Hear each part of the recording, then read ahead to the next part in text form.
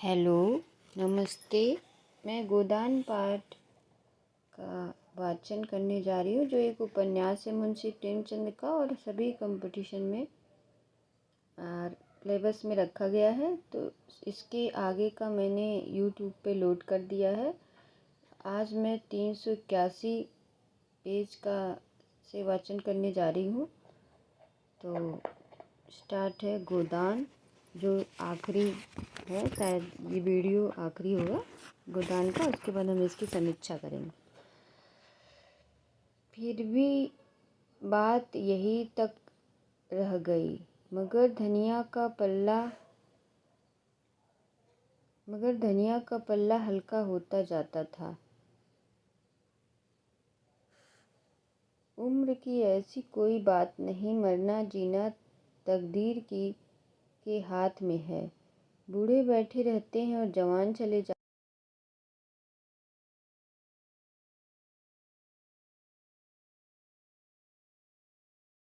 नहीं, सुख नहीं पा सकती। और लड़की बेचने की तो ऐसी कोई बात ही नहीं। होरी उससे जो कुछ लेगा उधर लेगा और हाथ में रुपए आते ही चुका देगा।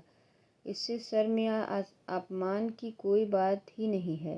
बेशक इसमें समाई होती तो रूपा का ब्याह किसी जवान लड़के से और अच्छे कुल में करता, दहेज भी देता, बारात के खिलाने पिलाने में भी खूब दिल खोल कर खर्च करता। मगर जब ईश्वर ने उसे इस लायक नहीं बनाया तो कुछ कन्या के सिवा और क्या कर सकता है।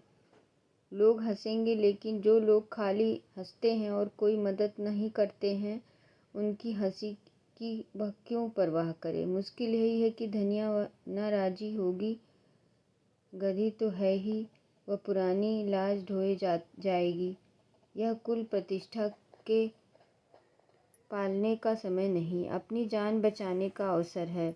ऐसी बड़ी लाज वाली है तो लाए 500 निकाले कहाँ धरे हैं। 2 दिन गुजर गए और इस मामले पर उन लोगों में कोई बातचीत ना हुई। हाँ, दोनों सांकेतिक भाषा में बातें करते थे। धनिया कहती, वर कन्या जोड़ के हो तभी ब्याह का आनंद है।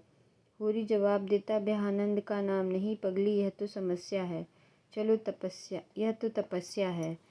तपस्या है। हाँ, मैं कहता जो हूँ, भगवान आदमी को जिस दशा में डाल दे उसमें सुखी रहना तपस्या नहीं तो और क्या। दूसरे दिन धनिया ने वैवाहिक आनंद का दूसरा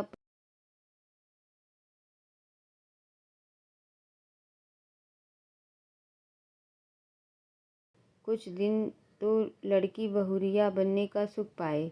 होरी ने कहा, वह वैवाहिक जीवन का सुख नहीं, दंड है। धनिया तिनक उठी, तुम्हारी बातें भी निराली होती। अकेली बहू घर में कैसे रहेगी, ना कोई आगे ना पीछे। होरी बोला, तू तो इस घर में आई तो एक नहीं 2 देवर थे, सास थी, ससुर थे, तूने कौन सा सुख उठा लिया बता। क्या सभी घरों में ऐसे ही प्राणी होते हैं? और नहीं क्या आकाश की देवियां आ जाती हैं? अकेली तो बहू, उस पर हुकूमत करने वाला सारा घर बेचारी किस को खुश करे। जिसका हुक्म न माने वही बैर, सबसे भला अकेला। फिर भी बात यही तक रह गई, मगर धनिया का पल्ला हल्का होता जाता था। चौथे दिन राम सेवक महतो खुद आ पहुँचे। कला रसा घोड़े पर सवार, साथ एक नाई और एक खिदमतगार, जैसे कोई बड़ा जमींदार हो।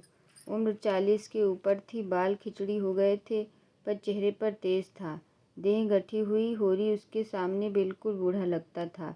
किसी मुकदमे की पैरवी करने जा रहे थे, यहाँ जरा दो पहरिया काट लेना चाहते थे। धूप कितनी तेज है और कितने जोरों की लू चल रही है। होरी सहुआइन की दुकान से गेहूं का आटा और घी लाया। पूरियाँ बनी, तीनों मेहमानों ने खाए। दाता दीन भी आशीर्वाद देने आ पहुँचे। बातें होने लगी। दाता दीन ने पूछा, कैसा मुकदमा है महतो? राम सेवक ने शान जमाते हुए कहा, मुकदमा तो एक न एक लगा ही रहता है महाराज। संसार में गाऊ बनाने में काम नहीं चलता। जितना दबो उतना ही लोग दबाते हैं। थाना पुलिस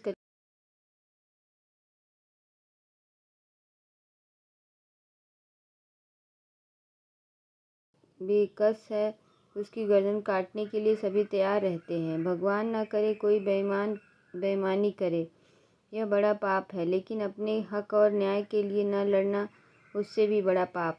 तुम ही सोचो, आदमी कहाँ तक दबे। यहाँ तो जो किसान है वह उस सबका नरम चारा है। पटवारी को नजराना और दस्तूरी ना दे तो गांव में रहना मुश्किल है। जमींदार के चपरासी और कारिंदे का पेट ना भरे तो निवाह ना हो। थानेदार और कनिस्टेबल तो जैसे उसके दामाद हैं। जब उनका दौरा गांव में हो जाए, किसानों का धर्म है वह उनका आदर सत्कार करे, नजर न्याज दे, नहीं एक रपोट में गांव का गांव बच जाए। कभी कानूनगो आते, कभी तहसीलदार, कभी डिप्टी, कभी जट, कभी कलेक्टर, कभी कमिश्नर। किसान को उसके सामने हाथ बांधो हाजिर रहना चाहिए। उसके लिए रसद, चारे, अंडे, मुर्गी, दूध, घी इंतजाम करना चाहिए। दूसरे सिर भी तो वही बीत रही है महाराज। एक ना एक हकीम रोज नए नए बढ़ते जाते हैं। एक डॉक्टर कुओं में दवाइयाँ डालने के लिए आने लगा है। एक दूसरा डॉक्टर कभी कभी आकर ढेरों को देखता है। लड़कों का इम्तिहान लेने वाला इंस्पेक्टर है, ना जाने किस किस महकमे के अफसर हैं। नहर के अलग, जंगल के अलग, ताड़ी शराब के अलग, गांव सुधार के लिए अलग, खेती विभाग के अलग। कहाँ तक गिनाऊं। परदही आ जाता है तो उसे भी रसद देना पड़ता है, नहीं शिकायत कर दे। और जो कहो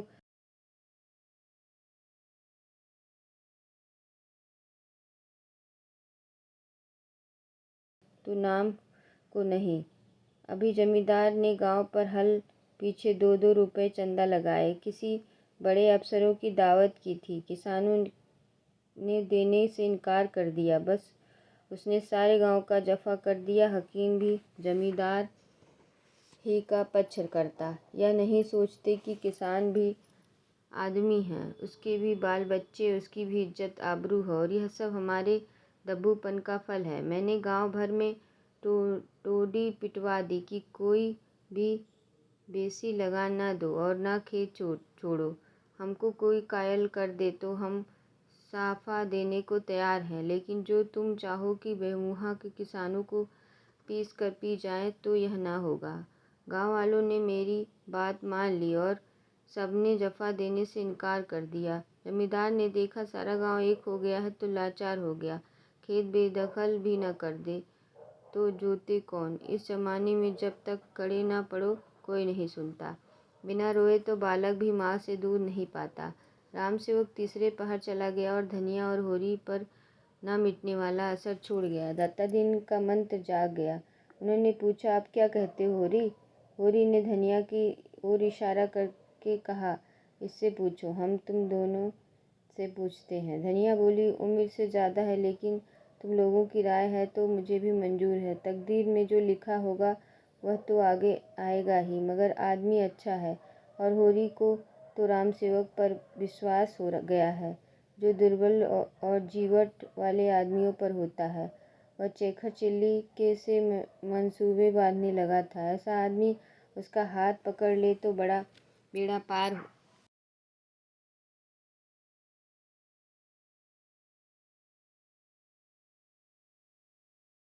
लिख दो। आने न आने का उसे अख्तियार है। यह कहने को तो मुँह न रहे कि तुमने मुझे बुलाया कब था। सोना को भी बुलाना होगा। धनिया ने कहा, गोबर तो ऐसा नहीं था, लेकिन अब झुनिया आने दे। परदेश जाकर ऐसा भूल गया है कि न चिट्ठी न पत्री, न जाने कैसे हैं। यह कहते कहते उसकी आंखें सजल हो गई। गोबर को खत मिला तो चलने को तैयार हो गया। झुनिया को जाना अच्छा था तो ना लगता था, पर इस अवसर पर कुछ न कह सकी। बहन के ब्याह में भाई का ना जाना कैसे संभव है? सोने के ब्याह में ना जाने का कलंक क्या कम है? गोबर अद्रकंठ से बोला, माँ बाप से खिंचे रहना कोई अच्छी बात नहीं। अब हमारे हाथ पाँव हैं, उनसे खींच लें चाहे लड़ लें, लेकिन जन्म तो उन्हीं ने दिया, पाल पोस कर जवान तो उन्हीं ने किया। अब वह हमें चार बात भी कहें तो हमें गम खाना चाहिए। इधर मुझे बार बार अम्मा दादा की याद आया करती है। उस वक़्त मुझे न जाने क्यों उन पर गुस्सा आ गया। तेरे कारण माँ बाप को भी छोड़ना पड़ा। जुनिया तिनक उठी। मेरे सिर पर या पाप ना लगाओ। हाँ, तुम्ही को लड़ने की सूची थी।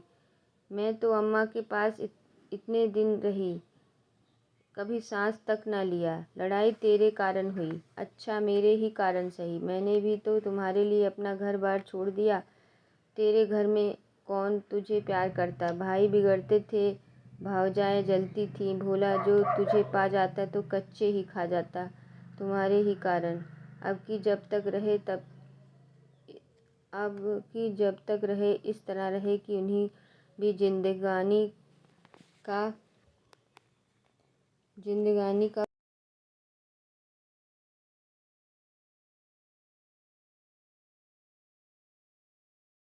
डांटा तक नहीं। अम्मा ने कई बार मारा है, लेकिन जब मारती थी तब कुछ न कुछ खाने को दे देती थी। मारती थी, पर जब तक मुझे हंसा न ले उन्हें चैन नहीं आता था। दोनों ने मालती से जिक्र किया। मालती ने छुट्टी ही नहीं दी, कन्या के उपहार के लिए एक चरखा और हाथों का कंगना भी दिया। वह खुद जाना चाहती थी, लेकिन कई ऐसे मरीज जिनके इलाज में थे, जिन्हें एक दिन के लिए भी न छोड़ सकती थी। हाँ, शादी के दिन आने का वादा किया और बच्चों के लिए खिलौनों का ढेर लगा दिया। उसे बार बार चूमती थी और प्यार करती थी, मानो सब कुछ बेशगी ले लेना चाहती हैं। और बच्चा उसके प्यार की बिल्कुल परवाह न करके घर चलने के लिए खुश था।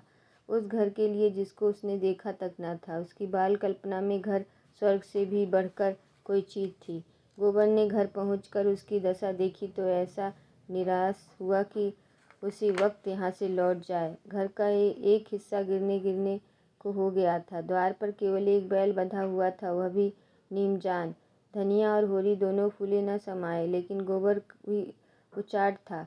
अब इस घर में संभलने की क्या आशा है। वह गुलामी करता है, लेकिन भरपेट खाता तो है। केवल एक ही मालिक का तो नौकर है। यहाँ तो जिसे देखो वही रोब जमाता है। गुलामी है, पर सूखी। मेहनत करके अनाज पैदा करो, जो रुपए मिले वह दूसरों को दे दो।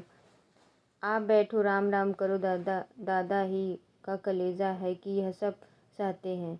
उससे तो एक दिन न सहा जाए। और यह दशा कुछ छोरी ही की न थी, सारे गांव पर यह विपत्ति थी। ऐसा एक आदमी भी नहीं जिसकी रोनी सूरत न हो, मानो उसके प्राणों की जगह वेदना की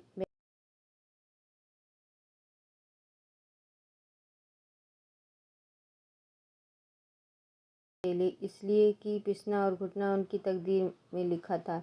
जीवन में ना कोई आशा, ना कोई उमंग, जैसे उनके जीवन में सोते सूख गए हों और सारी हरियाली मुरझा गई हो।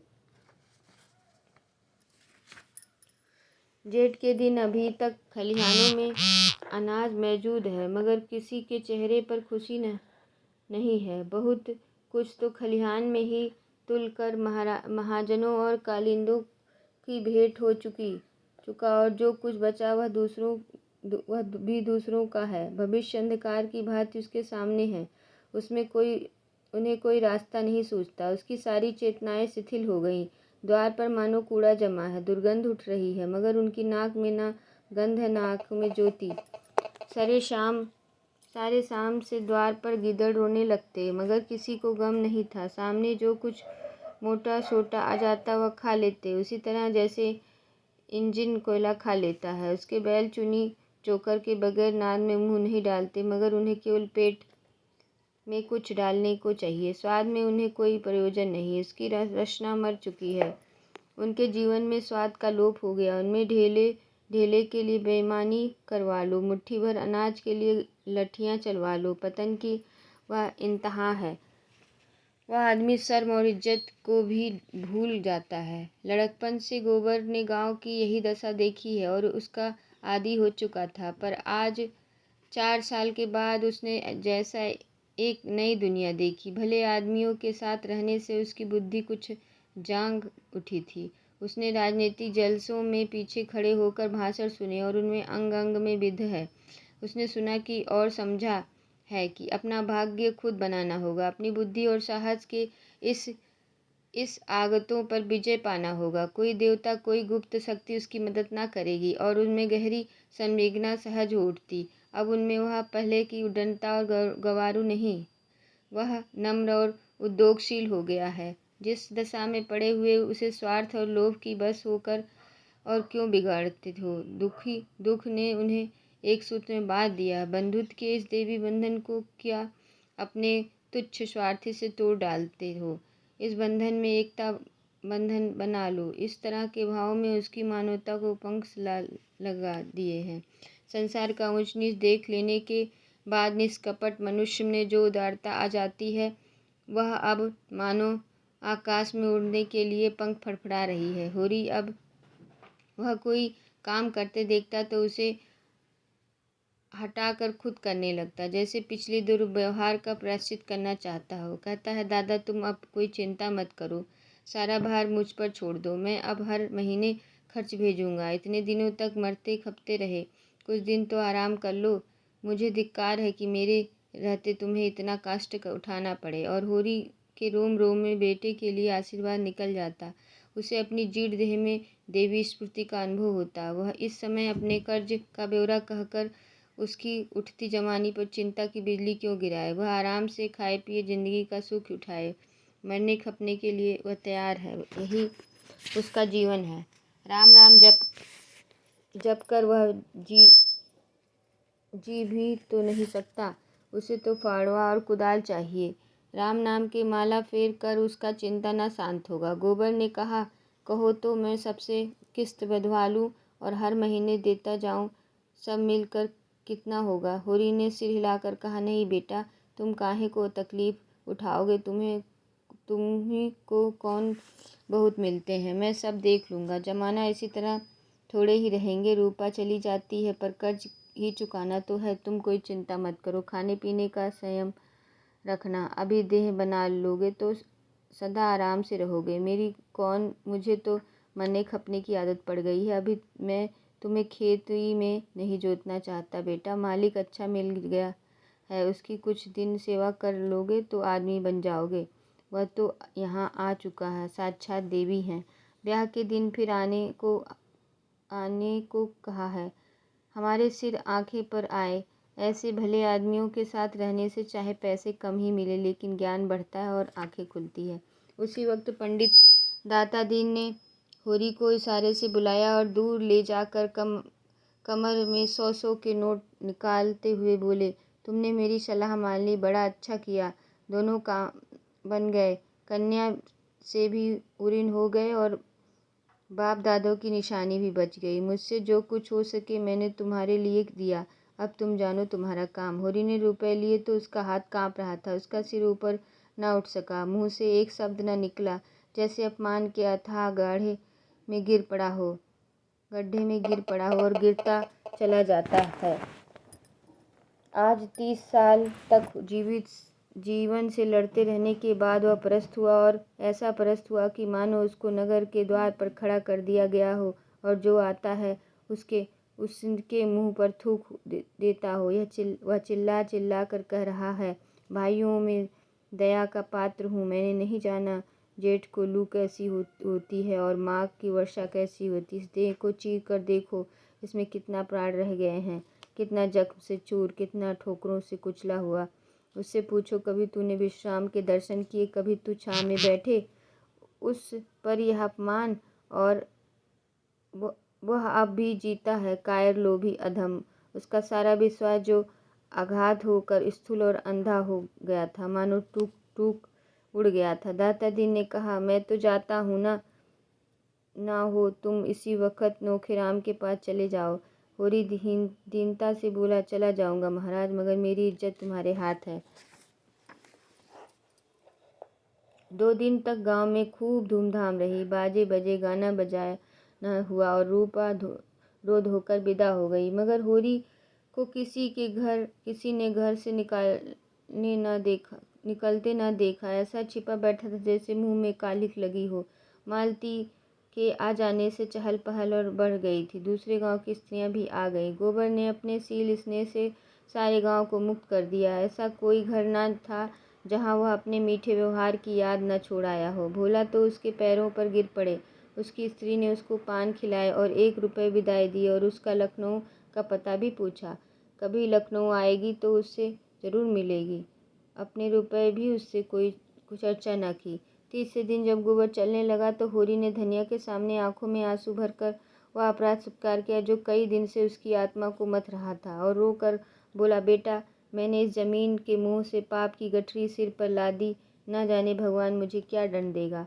गोबर जरा भी गर्म न हुआ। किसी प्रकार रोष उसके मुंह पर न था। श्रद्धा भाव से बोला, इसमें अपराध की कोई बात नहीं है दादा।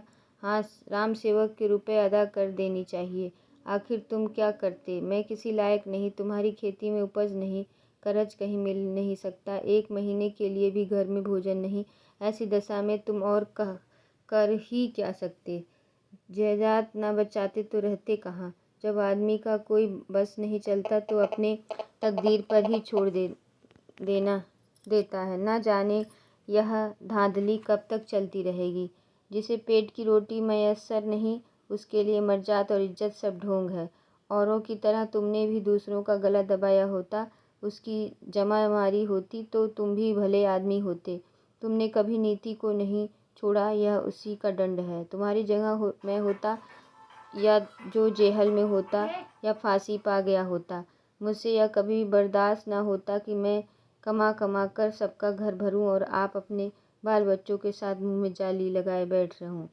धनिया बहू को अपने साथ भेजने को राजी न हुई। झुनिया का मन भी अभी कुछ दिन यहाँ रहने का था। तय हुआ गोबर अकेला ही जाए। दूसरे दिन प्रातःकाल गोबर सबसे विदा होकर लखनऊ चला। होरी उसे गांव के बाहर तक पहुंचाने आया। गोबर के प्रति इतना प्रेम उसे कभी न हुआ था। जब गोबर उसके चरणों पर झुका तो होरी रो पड़ा, मानो फिर उसे पुत्र के दर्शन न होंगे। उसकी आत्मा में उल्लास था, गर्व था, संकल्प था। पुत्र से यह श्रद्धा स्नेह पाकर वह तेजवान हो गया था, विशाल हो गया था। कई दिन पहले उस पर जो अवसर छा गया था, एक अंधकार सा, जहाँ वह अपना मार्ग भूल जाता था, वहाँ अब उत्साह और प्रकाश है। रूपा अपने ससुराल में खुश थी। जिस दशा में उसका बालपन बीता था, उसमें पैसा सबसे कीमती चीज था। मन में कितनी साधे थी जो मन ही में घुट घुट कर रह गई, वह अब उन्हें पूरा कर रही थी। और राम सेवक अधेड़ होकर भी जवान हो गया था। रूपा के लिए वह पति था। उसकी जवान, अधेड़ व बूढ़े होने से उसकी नारी भावना में कोई अंतर न आ सकता था। उसकी यह भावना पति के रंग रूप या उम्र पर आश्रित न थी।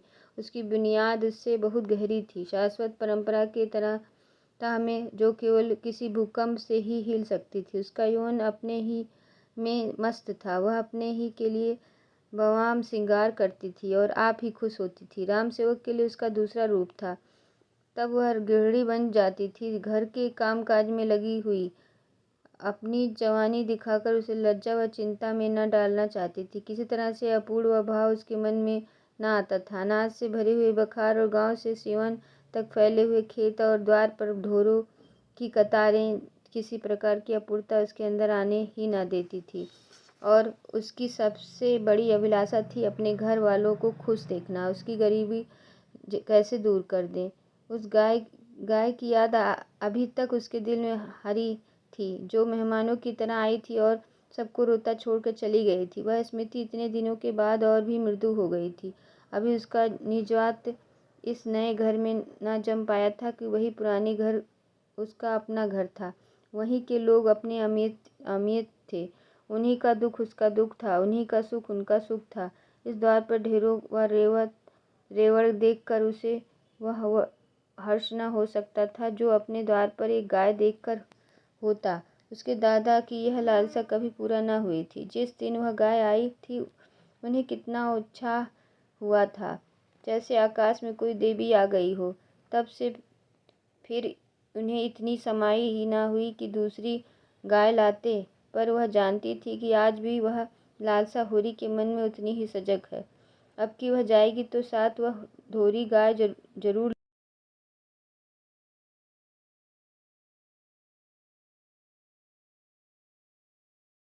दूसरे दिन वह हरीर मरफत रूपा की गाय भेज दी। हरीर से कहा, दादा से कह देना मंगल के दूध पीने के लिए भेजी है होरी।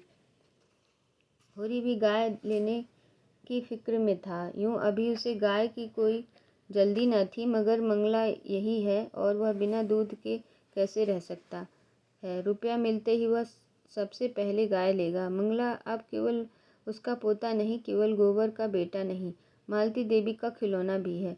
उसका लालन पालन उसी तरह होना चाहिए। मगर रुपया कहाँ से आए? संयोग से उसी दिन एक ठेकेदार के सड़क के लिए गांव के ऊसर से कंकड़ की खुदाई शुरू हुई। होरी ने सुना तो चटपट वहां जा पहुंचा और 8 आने रोज का खुदाई करने लगा।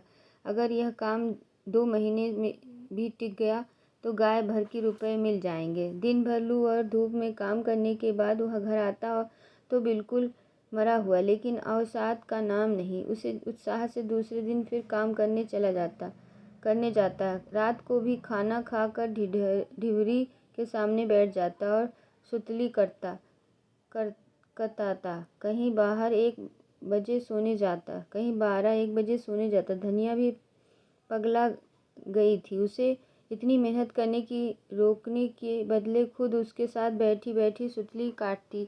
गाय तो लेनी ही है। राम सेवक के रुपए भी तो अदा करने थे। गोबर कहाँ गया, उसे बड़ी चिंता है। रात के 12 बज गए थे। दोनों बैठे सुतली काट रहे थे। धनिया ने कहा, तुम्हें नींद आती हो तो जाके सो जाओ, भोरे फिर तो काम करना है। होरी ने आसमान की ओर देखा, चला जाऊंगा, अभी तो 10 बजे होंगे। तू जा, सो रह। मैं तो दोपहर में क्षण भर पौड़ रहती हूँ। मैं भी चवेना करके पेड़ के नीचे सो लेता हूँ। बड़ी लू लगती होगी। लू क्या लगेगी, अच्छी छां है। मैं डरती हूँ कहीं तुम बीमार ना पड़ जाओ। चल, बीमार वह पड़ती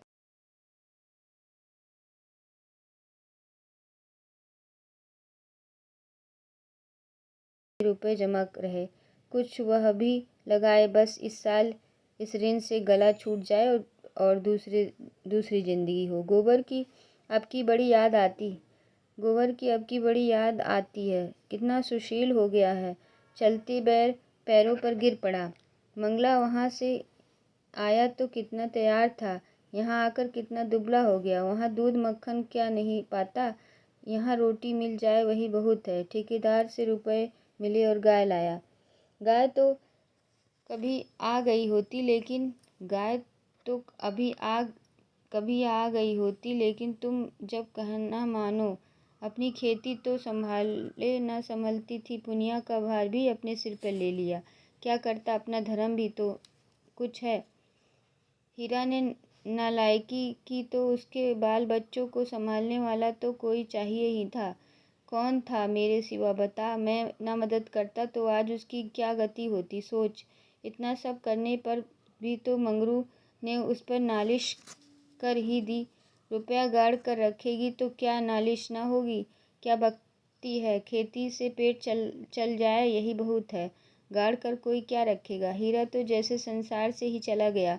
मेरा मन तो कहता है कि वह आवे, कभी न कभी जरूर दोनों सोए। होरी अधेरे मुंह उठा तो देखता है कि हीरा सामने खड़ा है।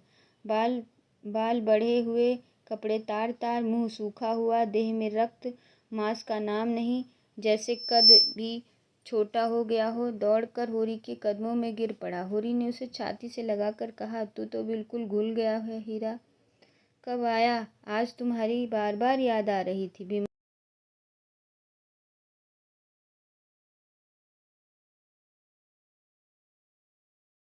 हीरा था जो वे माँ बाप का छोटा सा बालक था। बीच के ये 25-30 साल जैसे मिट गए।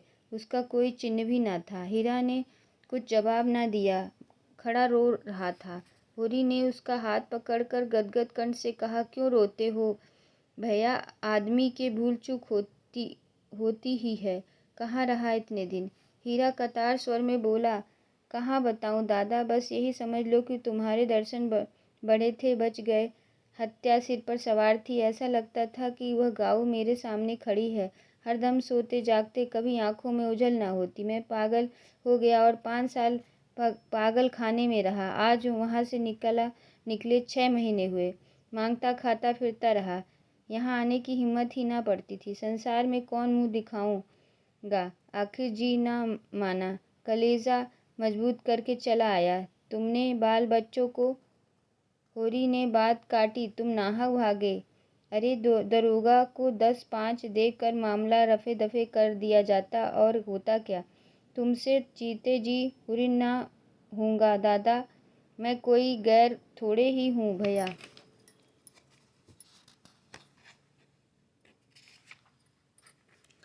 होरी प्रसन्न था। जीवन के सारे संकट, सारी निराशाएं मानो उसके चरणों पर लौट रही थी। कौन कहता है जीवन संग्राम में वह हारा है। वह उल्लास, यह गर्व, यह पुलक क्या हार के लक्षण है। इन्हीं हारों में उसकी विजय है। उसके टूटे फूटे अस्त्र उसकी विजय पताकाएं हैं। उसकी छाती फूल उठी है, मुख पर तेज आ गया। हीरा ने तख्त में उसके जीवन को सारी सफलताएं मूर्तिमान हो गए। उसके बखान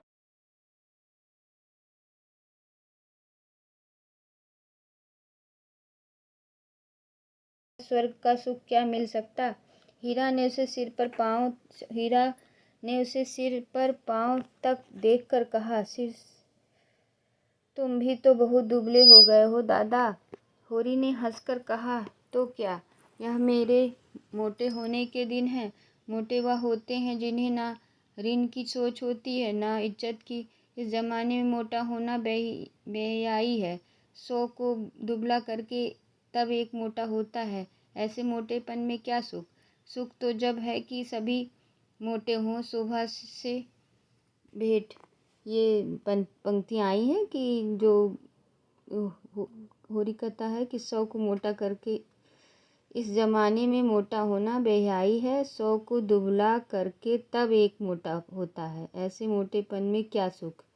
सुख तो है कि सभी मोटे हों। शोभा से भेंट हुई। सुख तो हो सभी मोटे। सी वाली पंक्ति अनपढ़ है। उससे तो रात ही भेंट हो गई थी। तुमने तो अपने को भी पाला, जो तुमसे बैर करते थे उनको भी पाला और अपना मर्जाद बनाए बैठे हो।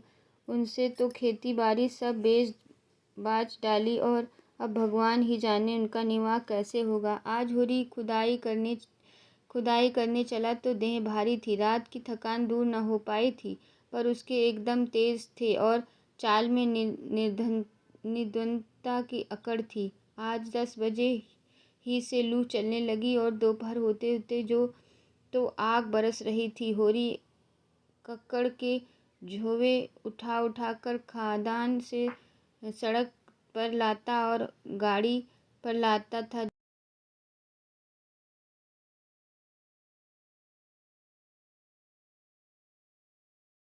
ना उठते थे। देह भीतर से सुलझी जा रही थी।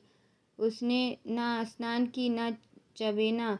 उसी थकान में अपना अंगोछा बिछा कर एक पेड़ के नीचे सो रहा, मगर प्यास के मारे कंठ सूखा जाता। खाली पेट पानी पीना ठीक नहीं। उसने प्यास को रोकने की चेष्टा की, लेकिन प्रतिक्षण भीतर की दाह बढ़ती जाती थी। ना रहा गया। एक मजदूर की बाल्टी भर रखी थी और चबेना कर रहा था। होरी ने उठकर एक लोटा पानी खींच कर पिया और फिर आकर लेट रहा, मगर आधा घंटे में उसे कै हो गई और चेहरे पर मूर्धनी सी छा गई। उस मजदूर ने कहा, कैसे जी है होरी भैया। होरी ने सिर में चक्कर आ रहा था, बोला, कुछ नहीं, अच्छा हूँ। यह कहते कहते उसे फिर कै हुई और हाथ पांव ठंड होने लगे। यह सिर में चक्कर क्यों आ रहे। आंखों के सामने जैसे अंधेरा छा जाता था। उसकी आंखें बंद हो गईं और जीवन की सारी स्मृतियां सजीव हो कर हृदय पट पर आने लगी। लेकिन बेक्रम आगे की पीछे, पीछे की आगे स्वप्न चित्रों की भांति बेमेल, विकृत और असंभव व सुखद बालपन आया, जब वह गुल्लियां खेलता था और माँ की गोद में सोता था। फिर देखा जैसे गोबर आया और उसके पैरों पर गिर रहा है। फिर दृश्य बदला। धनिया दुल्हन बनी हुई लाल चुनरी पहने उसके भोजन करा रही थी। फिर एक गाय का चित्र सामने आया, बिल्कुल कामधेनु सी। उसने उसका दूध दुहा और मंगला को पिला रहा था कि गाय एक देवी बन गई और बिंदी बिंदी डांट डांट उसी मजदूर ने पुकारा, दोपहरिया ढल गई है, होरी चलो झोंवा उठाओ। होरी कुछ न बोला। उसके प्राण तो न जाने किस किस लोक में उड़ रहे थे। उसकी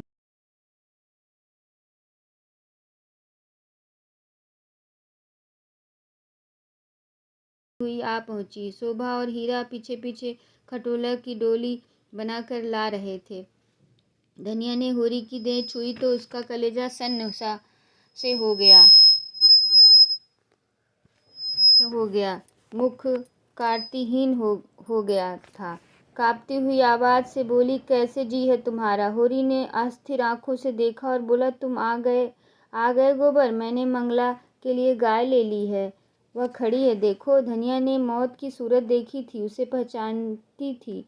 उसे दबे पांव आते भी देखा था, आधी की तरह आते भी देखा था। उसके सामने सास मरी, ससुर मरा, अपने 2 बालक मरे, बालक के 50 आदमी मरे, बालक मरे, गांव के 50 आदमी मरे। प्राण में एक धक्का सा लगा। वह आधार सिर जिस पर जीवन टिका हुआ था जैसे खिसका जा रहा था। लेकिन नहीं, वह धैर्य का समय है। उसकी शंका निर्मूल है। लू लग गई है, उसी से अचेत हो गया। उमड़ते हुए आंसुओं को रोक कर बोली, मेरी ओर देखो, मैं हूँ, क्या मुझे नहीं पहचानते? होरी की चेतना लौटी। मृत्यु समीप आ गई थी। आग दहकने वाली थी। धुआं शांत हो गया था। धनिया की हीन आंखों में देखा, दोनों कोनों से आंसू के 2 बूंदें लुढ़क पड़ी। क्षीण स्वर में बोला, मेरा कहा सुना, माफ करना धनिया, अब जाता हूँ। गाय की लालसा मन में ही रह गई। अब तो यहाँ के रुपए करिया करम में जाएंगे। रो मत धनिया, अब कब तक जिएगी? सब दुर्दशा तो हो गई, अब मरने दे।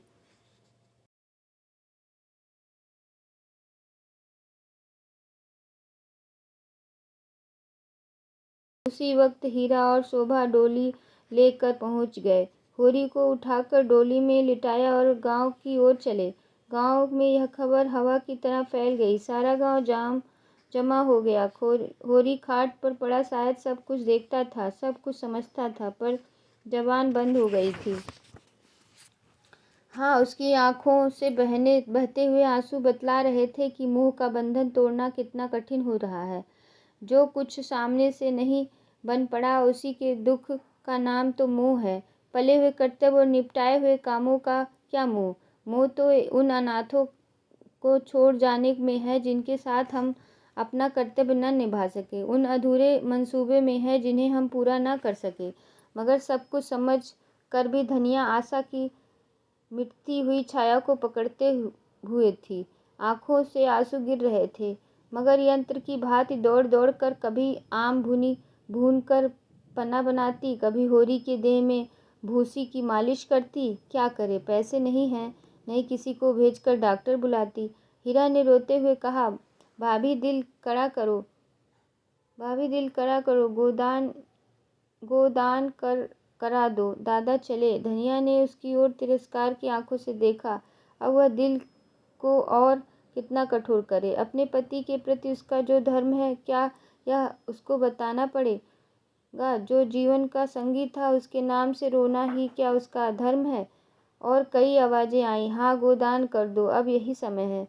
धनिया यंत्र की भांति उठी और आज जो सुतली बेची थी उसके 20 आने पैसे लाई और पति के ठंडे हाथ में रख कर सामने खड़े माता दीन से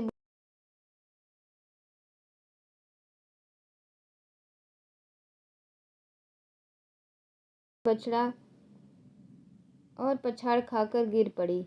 तो इस तरह से आज गोदान समाप्त हुआ। कल हम इसकी समीक्षा करेंगे। धन्यवाद।